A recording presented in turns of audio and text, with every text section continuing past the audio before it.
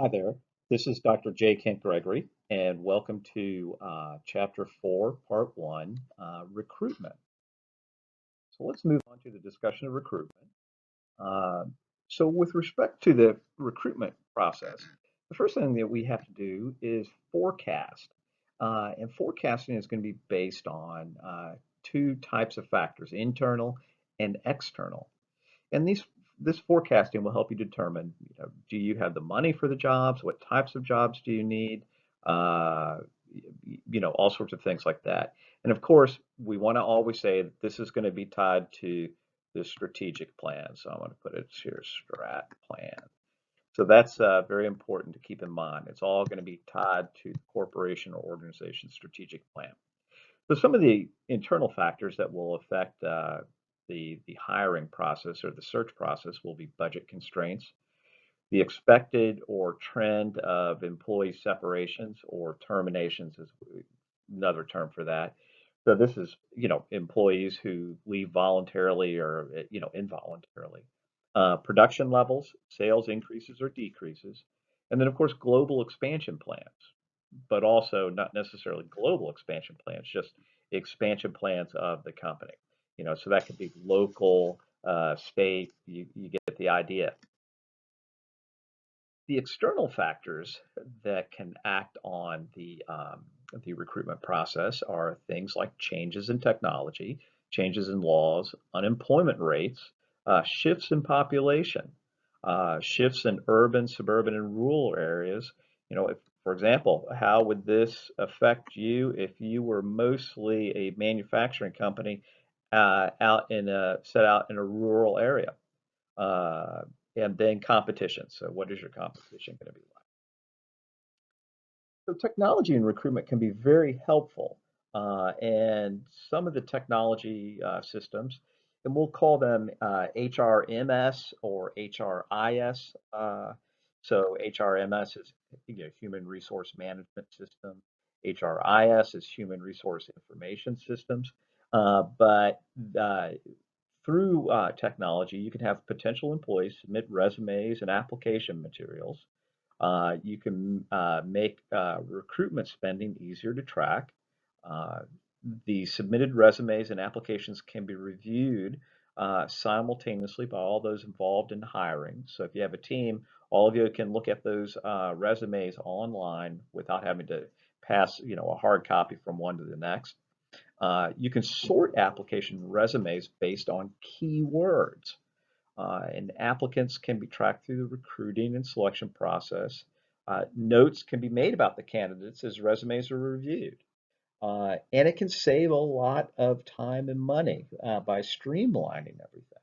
Uh, Now, one of the things that you'll have to weigh is, what is the cost of we'll call it an HRIS. So what is the cost? So job analysis and descriptions. Before you begin the process, you're going to want to write a job or do a job analysis. And this is a formal system used to determine what tasks people perform. And it helps ensure the creation of the right fit between the job and the employee. It also allows reviewing job responsibilities of current employees. So it kind of keeps you up to date with, where things are currently, with the company or organization and what to do. So what to do. Okay.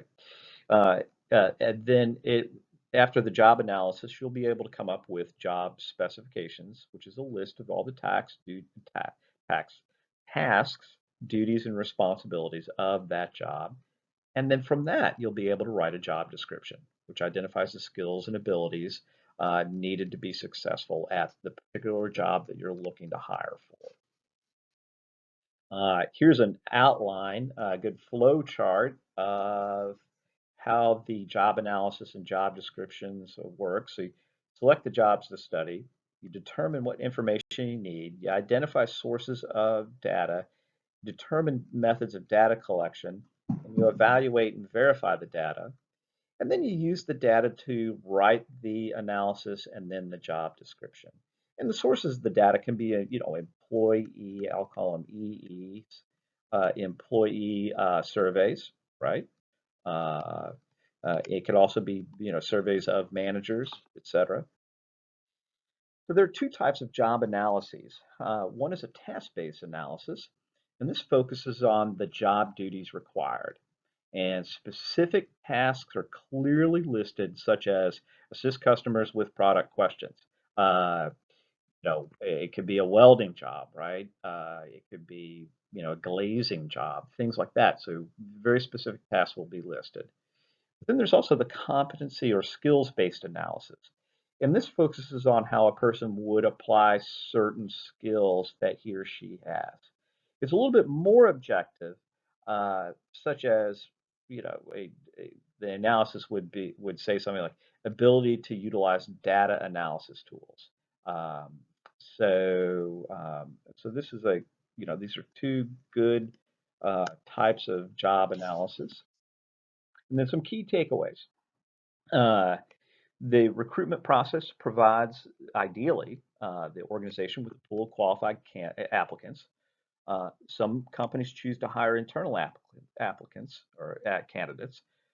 Candidates who are already working for the organization. But however, you got to be careful about diversity here. And a job analysis is a systematic approach to determine what a person actually does in his or her job.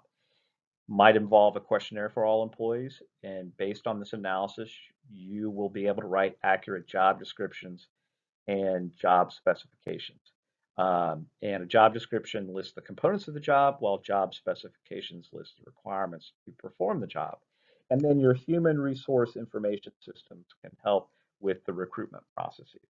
Well, that brings it into part one of chapter 4, and we'll continue next with part 2.